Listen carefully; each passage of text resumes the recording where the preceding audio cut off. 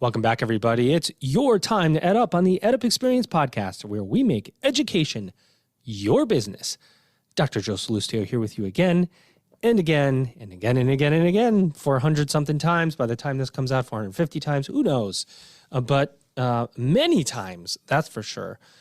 What I can tell you about the EdUp Experience podcast is that it has grown far beyond our very minimal and small expectations that we ever had for this podcast, such to the point now that we have network partners, we have others that podcast within the EdUp Experience network to take the idea of the EdUp Experience, which is to make education your business, to interview people all across education, business, and industry to find out what their thoughts are, what they think about the future of higher education, issues, ideas, and bring that information in a way that everybody can understand, but that it is organic and real and takes out some of the pomp and circumstance, to use higher ed words, of higher education, right? It can be stuffy. It can be elitist at times. We have to remember that we're dealing with students. We're talking to real people with real issues and real goals. And the EdUp Experience is all about real. And why I'm excited today and who I'm bringing to you today is somebody that's all about the real. And she is the newest, one of the newest members of the EdUp Experience Network. And she's going to be starting a spinoff podcast called EdUp World Wise. And her name is Dr.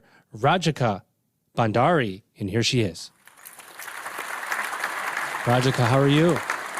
I'm doing well, Joe. It's lovely to be with you today. Thank you for having me.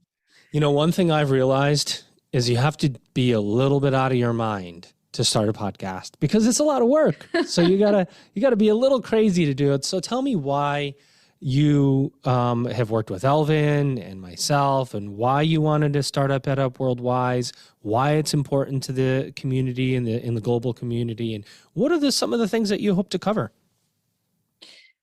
So what I will share with you is I've actually wanted to do a podcast for almost about 3 years now. And the right moment sort of never seemed to present itself. And then it got to a point where I sort of laugh and say, everybody and their dog is doing a podcast, right? And then last year— Even us, even me and Elvin, so that's everybody.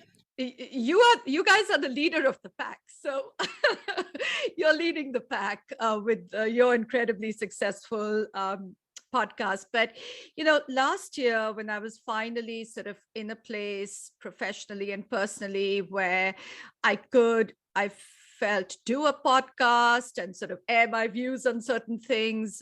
It was also a year when I was pushing out my book. And I know you guys are going to soon publish a book and you'll see this for yourself. But the marketing and publicity is so consuming that I decided that was, I had no energy sort of to devote to launching a podcast. And what I'd instead done was launch a newsletter. So that was sort of one of the first things I did last year as the book was coming out.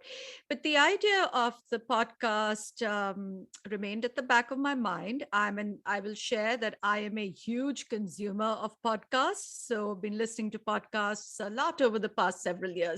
So I'd always wanted to do one because I think it's an incredible way to get people's voices out there in real time. And I love having conversations. I love facilitating dialogues and conversations. And then after the book came out, Elvin and I were talking and he said, we've been wanting to do something really global around education. And I said, well, guess what? I've been thinking about this for a long time. It's how stuff happens. Like so much, it's perfect timing when those things happen. Yes, it's perfect timing. And the reason I wanted to launch this podcast, and as you said, it's called the EdUp World Wise podcast, is that it really gets at this idea of how education, and particularly higher education, has been such a way of the world connecting to each other. So it really picks up a lot on the themes of my book, where it's this idea that if we look at people to people exchanges, if we look at diplomacy in a broader sense, if we look at global understanding, very often education and educational mobility and people studying in each other's countries has really been at the heart of it. And I felt that it connects to ideas of culture, of migration, of immigration,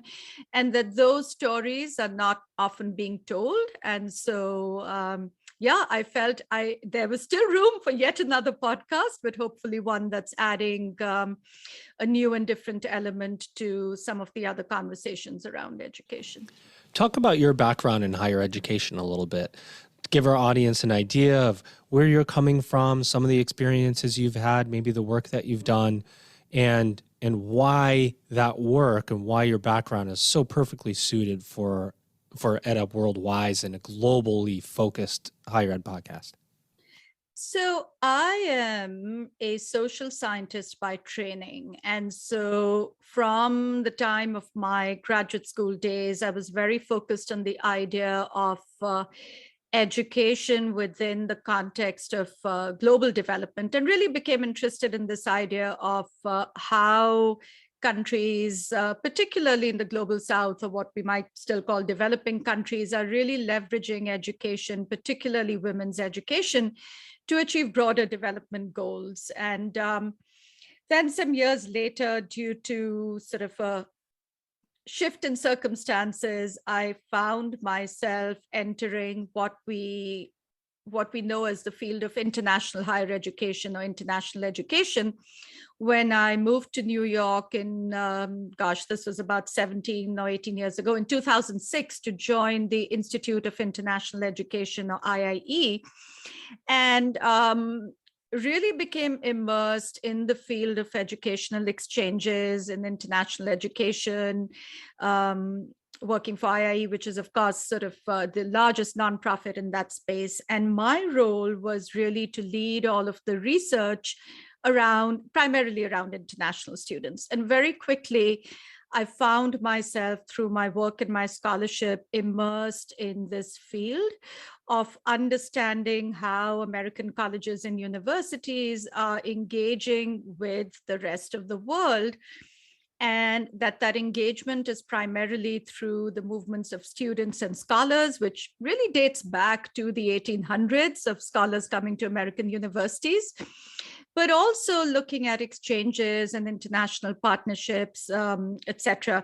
And one of my largest projects, which some of your listeners might know about, was a project called the Open Doors Report on International Educational Exchange, which by many is sort of described as a Bible for really understanding how many students come, how many foreign or international students come to American campuses, or even looking at study abroad. So, for example, every time you open up a newspaper and there's a headline about why are so many Chinese undergraduates studying on American campuses, or these days there's talk about Ukrainian students, all of that data typically comes from the Open Doors Project. So, so going back to your question of why me and why my background to do this podcast, it really comes from this place of having been a scholar and practitioner in this space of really looking at how American higher education has connected with the rest of the world through education. What do you think we need to know in American higher education that maybe we don't all focus on? Because, it's really, the reason I asked the question is because I've talked to so many presidents now and provosts and peers and colleagues, and there's a wide range of understanding and focus and care and services around international students. Some colleges say, yes, we're going as hard and deep as we can to recruit as many international students as we can because we see this as a growth opportunity. Other colleges and universities say, yeah, if we have some international students come and we want to put a little bit of resource in there, but that's not our primary focus. It's too hard. There's too many services. There's CVIS and there's all this stuff that goes with it. But international students, I think, still want to come to the U.S. I think it's still I want to say gold standard, but still a desirable destination for students. Are we losing out because of our lack of focus on the international student in general? I think we're in a very precarious place. And that's sort of the argument that I make in my book as well, that it's really been... By the way, give the title of your book too, because you keep referencing it and I've done a poor job of bringing it up. So you go ahead and tell. Yes. So the full title is America Calling a Foreign Student in a Country of Possibility. So that's the full title of the book. And it's a memoir of my own journey as an international student from India to the US, but really also draws upon all of my professional experience in studying what those experiences are, as I just described a couple of minutes ago. So I think that we are in a precarious, the US is in a precarious situation, and it's really been a confluence of factors over the past 4 or 5 years, or sort of, as I call it, a perfect storm, where thanks to the previous administration's policies, it was a very unfriendly climate for, frankly, anyone from another country who sort of seemed to be the, and I'm putting this in air quotes, as the other, and that certainly included international students who had become immigrants, etc. And then on top of that, of course, the pandemic arrived, and it's really, we've seen numbers drop for sure of international students coming to the US, but I do think that there's been a recovery of sentiment where things are beginning to bounce back. And you're right, students are poised to come back. They already were last fall. Now, to this question of sort of what you started with about, what do our campuses, or what do our campus leaders need to know? I think there are two parts to it. One is not recognizing, or not always recognizing, how connected international students are to, honestly, the overall reputation and ranking and prestige and standing of a US institution. The fabric of US higher education would not be what it is today. So even for American parents, and I have a daughter who's soon going to go to college in a few years, our colleges and universities would not be the high quality institutions that we expect them to be and that we think they are, were it not for the global exchange that's really, like I said earlier, dated back several centuries. So I think that idea of international students and scholars is absolutely part of the fabric of American higher education. So it's much more than the bottom line or contributing to the bottom line of institutions, because I think that's what we get very, very focused on. And while that's important, it also commodifies international students. I think the second piece is that there's not a good realization across campus, across all departments, across all services, on how to serve all of the needs of international students. And I sort of refer to this as caring for the whole international student. And most often what we find on campuses is that their needs are relegated to the Office of International Students or Scholar Services. But their role is really much more around regulation and compliance and visa issues, etc. But when it comes to guidance around career services, when it comes to other activities on campus, international students are still often treated as sort of being a one-off, kind of on their own, and not really being given the due attention that, say, a domestic student would. So I think really having that integrated and cohesive approach to international students is really critical. Yeah, and you have deep experience in this. If anybody wants to check out your LinkedIn, you're easy to find. And when you look at your experience and the amount of time you've spent in international students and it's understanding them and understanding student service and all those things. You have just tremendously deep experience. So you're an expert. You're like the ultimate expert to be talking about this. By the way, you are made for podcasting because you never say or ah like I do 50 times in an episode. So I think you have all the tools. Just crush it, Rajika. You're going to kill it. What I will say what I will say to that is that I got a lot of practice last year because with the book coming out, I had the privilege of being on a lot of podcasts. So that helped a little bit. But so give us like off the top of your head, and you're sitting down and you're planning EdUp World Wise, and you go, here are the 3 things that I really want to cover. These are the 3 issues that if you listen to my podcast, this is what you're going to find as I'm covering these 3 main topics, or 4 or 2, whatever makes sense for you. What can people expect from you when you start, now that they find your podcast, obviously, and listen to it? If they haven't found it yet, what are they going to hear from you? So the first thing I'll say is that doing a podcast like this, or what I've come to realize when designing the podcast, was that it really has to be a finger on the pulse of what's going on. Again, because if we're thinking about global issues in higher education, it's a constantly shifting landscape. And here's what happened with me. I had been planning for the past couple of months. And as Elvin knows, I'd been lining up my guests, I'd been recording, I had a plan, all of that. And I was about to launch. And then everything went out the window when Ukraine happened. And it was a moment for me to pause and kind of take stock and say, how do I put this podcast out, have it still be relevant, have it be meaningful, yet be so cognizant and aware of the broader context in which the work of our sector happens.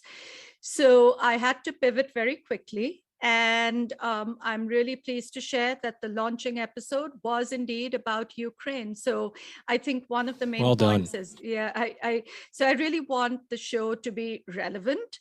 But the other thing I'm trying to accomplish, which is quite the opposite of looking at things that are current and developing, is to also link it to history. And I'm personally very fascinated by history.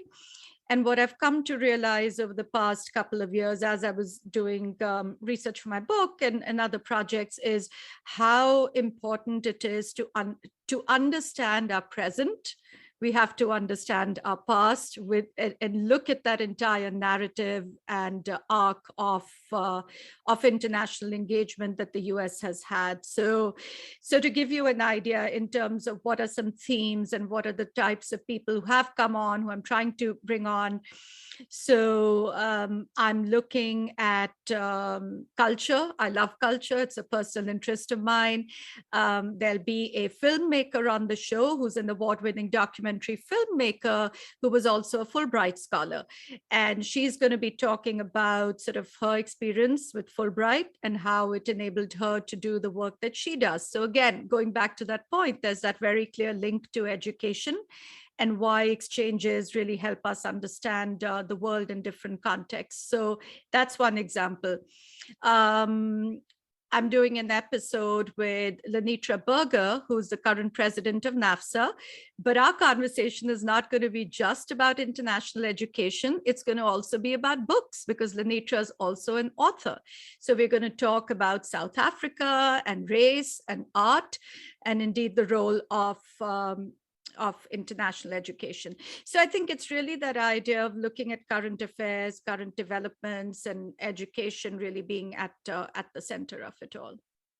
We have been so excited about your launch and the issues and the topics that you're covering. I mean, we've never lived in a more global society, and you can see how something like the invasion of Ukraine affects all of us. It affects all of us because because everybody gets involved in some way, somehow. You think about how the education was disrupted for students in Ukraine, and you just go, "Oh gosh, the people are going to be dealing with so many consequences for years to come." So glad that you're covering global education, Rajika, in such a thoughtful way. And I can guarantee you people are going to be listening. I can guarantee it. Why? Because number one, I'm going to tell them to listen. And then number two, you're going to get more listeners than we have for sure, because everybody's really interested in the globalization of education. Right. And, you all have also begun looking at some of those threads through some of the episodes you've done, like the wonderful episode with my good friend and colleague, Francisco Marmolejo. And then you all went out to the WISE conference in Doha. And so I think those global strands are just so interwoven. And I think it's apparent in your own podcast as well that I don't think you can really have a conversation about higher education today without thinking about the international elements. Well, everybody, I encourage you, first of all, to follow Rajika. She is a founder of her own advisory called Rajika Bhandari Advisors.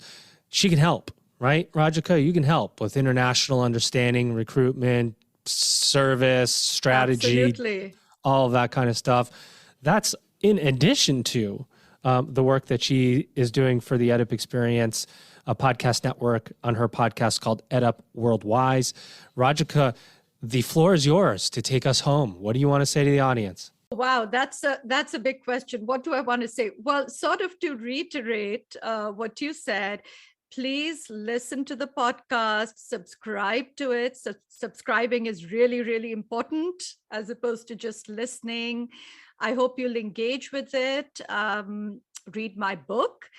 If you like the sorts of issues that I'm talking about, I'm actually, so one thing I'll say is I interviewed a lot of people for the book, and many of them are actually coming on the podcast now. So we'll get to hear them again in real time. And I also write a very in-depth newsletter. And when I launched my newsletter, I promised my readers that this would not be just a promotion or a plug for my book. So if you've been reading my newsletter, if you haven't, it's there's a lot of original content in that where I write thematically about different things. And just to give you a bit of a taste of it, the one that ran last month in February, and of course, it was African American History Month in the US. It was a whole issue dedicated to an episode in American higher education and international education that a lot of people don't know about, which was called the African Airlift.